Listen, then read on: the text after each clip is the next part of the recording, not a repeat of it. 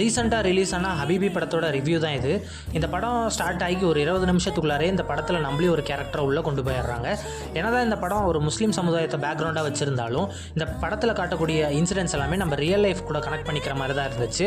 இந்த படத்தோடைய கதைக்களங்கிறது ஸ்டார்டிங்கில் ஒரு 1980களில் சவுத் தமிழ்நாட்டில் எப்படி முஸ்லீம்ஸ் வாழ்ந்தாங்க, அவங்களுடைய வாழ்வாதாரம் துபாய் மாதிரியான அந்த நாடுகளுக்கு போயிட்டு எப்படி அவங்க மேம்படுறதுக்கு ஹெல்ப் பண்ணுச்சு அப்படிங்கிறத காட்டியிருக்கு.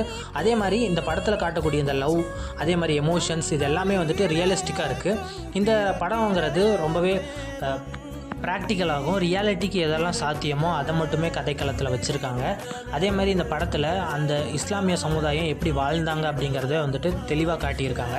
சவுத் தமிழ்நாட்டில் எப்படி ஒரு வாழ்க்கை முறை இருந்துச்சு அப்படிங்கிறத காட்டியிருக்காங்க.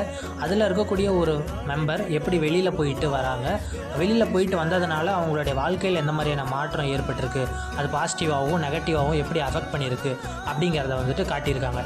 இந்த படங்கிறது ரொம்பவே ரியலாக இருக்குது. இது அதில் எந்த ஒரு இமேஜினேஷனும் இல்லை. அவர் பார்த்த வளர்ந்த விஷயத்தை வந்து தான் சொல்லியிருக்கிறதா டைரக்டர் வந்து சொல்லியிருக்காங்க. அதை தாண்டி இந்த படத்தில் நிறைய எமோஷன்ஸ் காட்டியிருக்காங்க. குறிப்பாக சொல்லணுன்னா அண்ணன் தம்பிக்கான அந்த எமோஷன்ஸ், அதே மாதிரி ஹஸ்பண்ட் ஒய்ஃப்கான எமோஷன், அதே மாதிரி வந்துட்டு அந்த அப்பாவுக்கும் பையனுக்குமான அந்த ரிலேஷன்ஸ், இதெல்லாமே காட்டியிருக்காங்க. இது ரொம்பவே ஒர்க் அவுட்டும் ஆகிருக்கு இந்த படத்தில். அதை தாண்டி இந்த படத்தோட ஸ்க்ரீன் ப்ளே, கேமரா ஆங்கிள் ரொம்பவே நல்லாயிருக்கு. இந்த 1980ஸில் நடக்கக்கூடிய அந்த சுச்சுவேஷன்ஸ் காட்டக்கூடிய அந்த பேக்ரவுண்ட் எல்லாமே ரொம்பவே ரியலிஸ்டிக்காகவும் கனெக்ட் பண்ணிக்கிற மாதிரி இருக்குது. யூஸ்வலாக மற்ற சினிமாஸில் வரக்கூடிய கிளைமேக்ஸ் மாதிரி இல்லாமல் இந்த படத்தோடைய கிளைமேக்ஸ் ரொம்பவே யூனிக்காக இருந்துச்சு.